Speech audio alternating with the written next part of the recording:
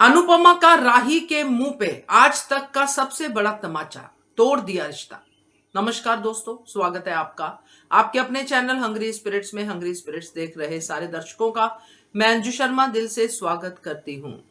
जितना हम pre cap देख के घबरा रहे थे कि अब फिर से वही होगा, अनुपमा की बेइज्जती वगैरह वगैरह, और ये सोच रहे थे कि शायद सपना ही हो, मगर ये सपना नहीं है जो आज दिखाया गया है, जिसमें वसुंधरा कहती है कि महायज्ञ करवा रही है, क्योंकि वसुंधरा घर की शांति सिर्फ यज्ञ करके ही लाना चाहती है, अपने में बदलाव करके नहीं।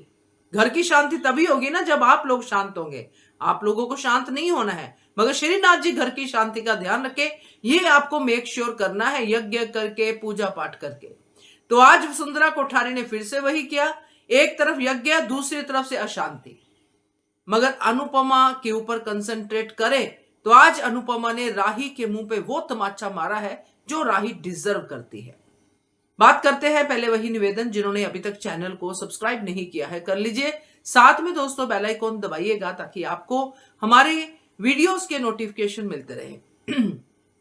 राही को यह सबसे बड़ा भ्रम कि पूरी दुनिया उसके इर्द गिर्द ही घूमती है। पूरी दुनिया में खास करके मम्मी, मैं जहां पे भी हूं, जैसी भी हालत में हूं, मुझे मम्मी की जरूरत होगी तो मम्मी मेरे पास आएगी, मैं मम्मी के पास नहीं जाऊंगी।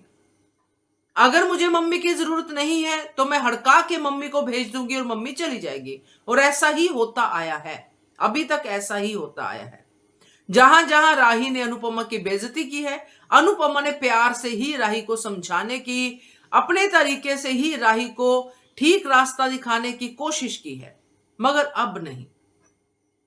आज जो अनुपम ने धरती मां वाला डायलॉग प्री कैप में बोला है, बहुत वैलिड डायलॉग है, क्योंकि इस डायलॉग में वो पेशेंस उसने दिखाई है अपनी, जो अभी तक वो करती आई है। धरती मां भी बहुत कुछ सहती है, मगर जब फटती है तो बड़े बड़े लोगों को जो है उखाड़ देती है।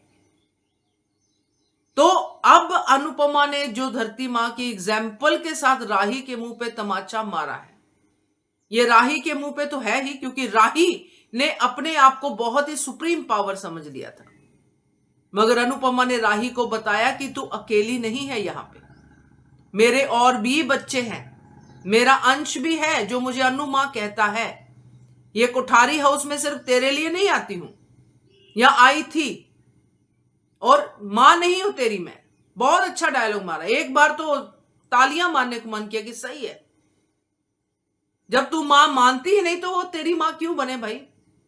बना ख्याति को अपनी मां, बना वसुंधरा को अपनी मां, या जो भी तेरे इर्द गिर्द खड़े हैं, पापा मम्मी सब तो तूने ढूंढ ही लिए हैं, तो अनुपमा के पीछे क्यों इतना मत्था जो है अपना मारती है?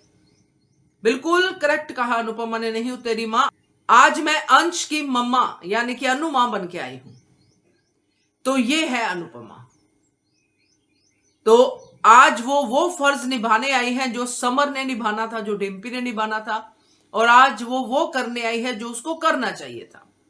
अपने डर की वजह से, अपनी बेइज्जती की वजह से, जब पहले कभी नहीं सोचा, माही के लिए बेइज्जती करवा ली, राही के लिए बेइज्जती करवा ली, तो ये बच्चा तो कह रहा है कि अनुमा आप मत जाओ।